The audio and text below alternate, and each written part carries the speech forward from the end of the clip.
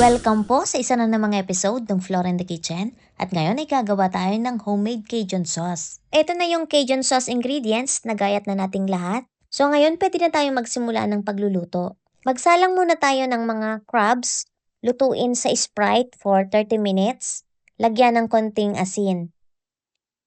Then habang niluluto ang crabs, simulan na natin ang pagluluto ng Cajun sauce.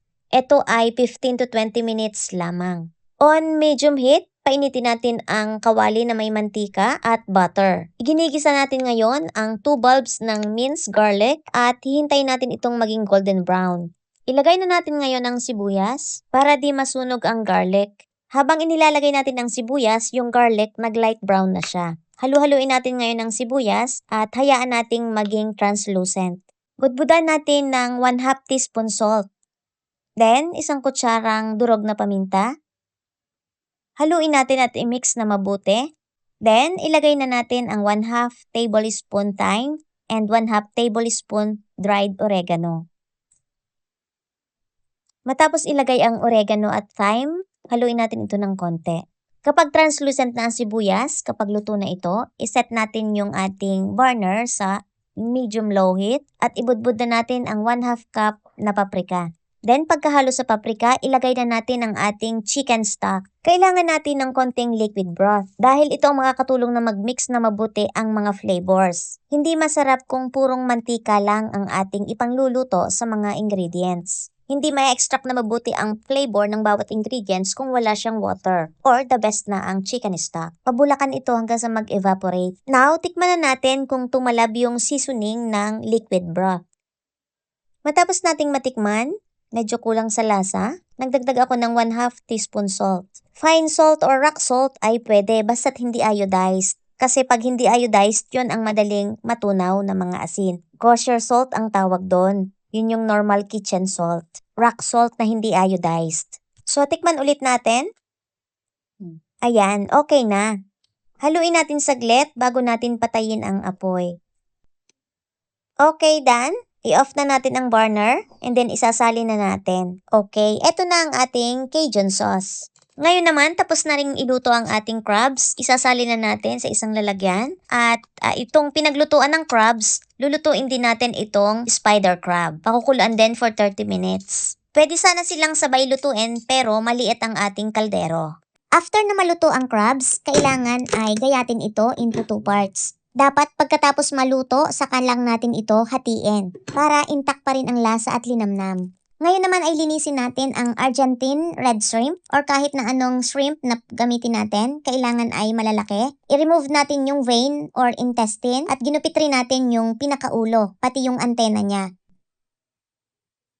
Next ay itong langoustine. Ito ay Norwegian lobster. Scampi sa Italian term.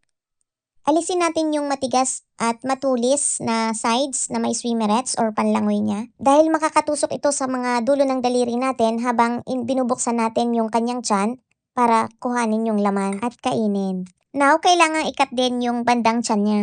Dahil siya ay medyo matigas na sobrang kunat pag naluto. Dito siya bubuksan kapag kukuhanin na yung laman para kainin. Pati yung likod ng ulo ay kailangang biyakin. So, i-prepare natin yung seafood properly. That is how to put love in cooking. Sunod nating linisin na yung scallops. Alisin natin yung part na dark. Ito yung part na may mga buhangin. Dahan-dahan lang ng pag-aalis at paglilinis dahil hindi pwedeng matagtag yung scallops doon sa shell niya.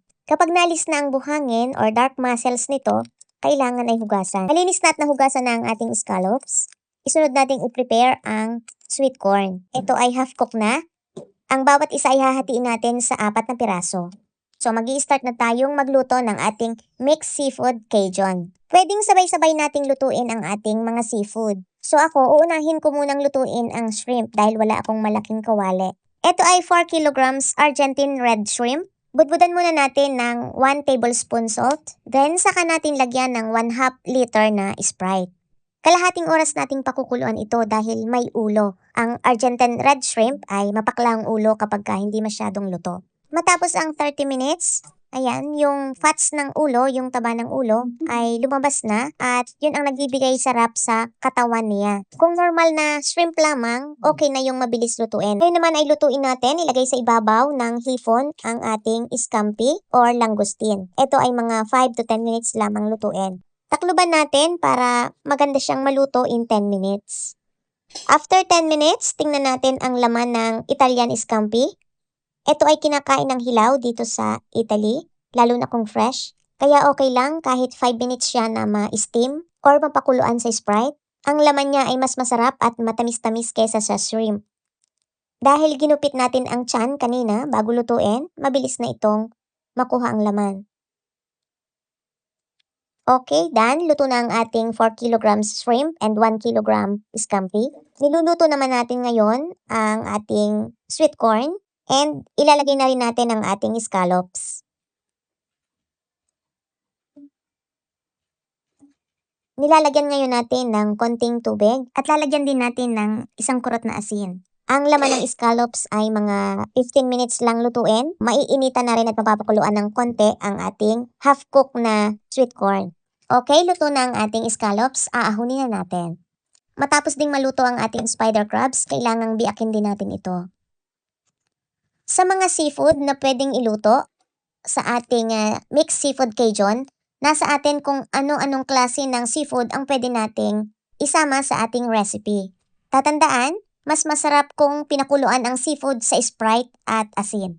Okay, ready na lahat ang seafood. Lagyan na natin ng Cajun sauce. Hindi ko siya hahaluing masyado. Layer by layer ang ginagawa ko at nakalagay ang sauce sa bawat pagitan. At mamaya isasalin natin para isang haluan lang at hindi magkalusag-lusag ang ating mga seafood. Ganito kapag medyo natural ang ating Cajun sauce at masarap kainin. Medyo may buo-buo na dun kumakapit ang seasoning na inilagay natin. Hindi siya puro powder na iginisa sa butter at mantika kaya medyo healthy siya. Sauce pa lang pwede mo nang iulam. Okay, done. Thank you for watching.